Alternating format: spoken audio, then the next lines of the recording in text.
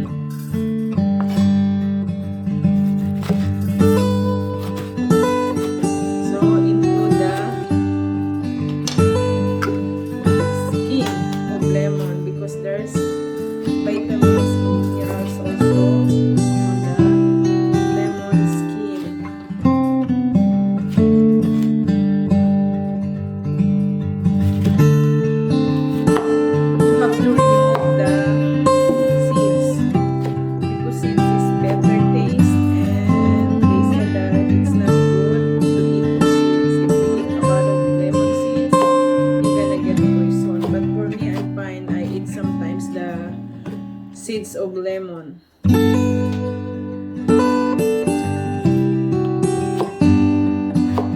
Cans, papaya. It's cut like this, and I'm gonna give also the seeds to the blender. Papaya seeds has a highest antioxidant that we need in our body. That's why I include this for my smoothie, my healthy smoothie.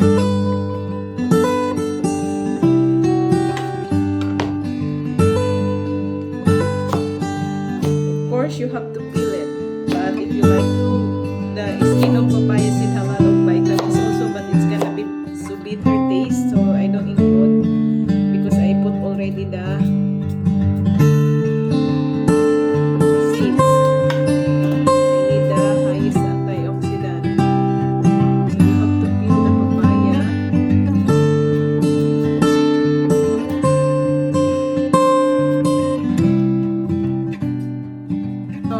next ingredients is watermelon for my smoothie. Just like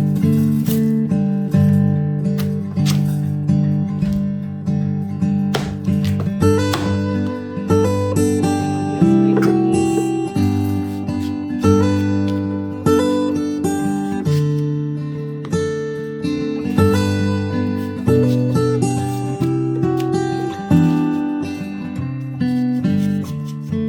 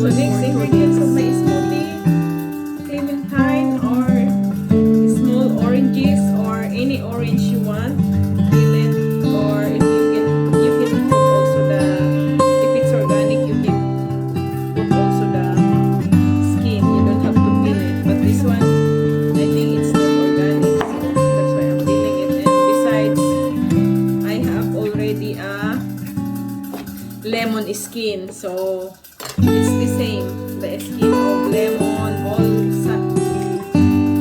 Santis are the same vitamins you're gonna get.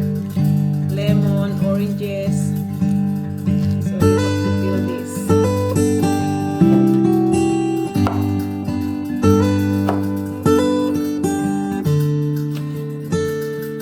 I cut it also, so it's easy to do the blending. So my next ingredients, hemp oil and flax seeds oil. So these are all organic. I add also in my smoothie because our joints, our body need a good oil for moving, for bending. So I use both of these. Important, my liquid collagen, because this smoothie is good for 2 days. I'm gonna divide it into 2 for 2 days. So 2 of these I'm gonna use. I have to cut.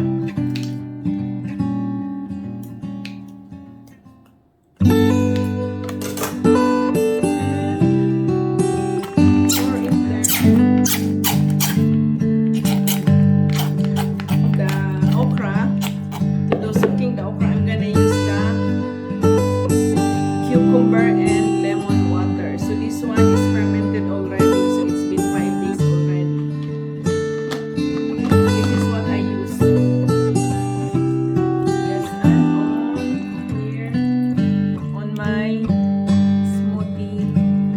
Okay, I don't add a lot because I just wanna soak the okra, the bottom, overnight. It has to be soaked overnight, 24 hours. That's how it looks like, my blender. All the ingredients that I put. So organic spirulina, it's a powder. So because it's good for 2 days, so I'm gonna use 1 big spoon. Just gonna put on the top. So at least tomorrow when I blended it, I'm not gonna forget it. The spirulina. Sometimes I forget the spirulina. So it's better to put now on top. Then I'm gonna put this on the fridge. And another ingredients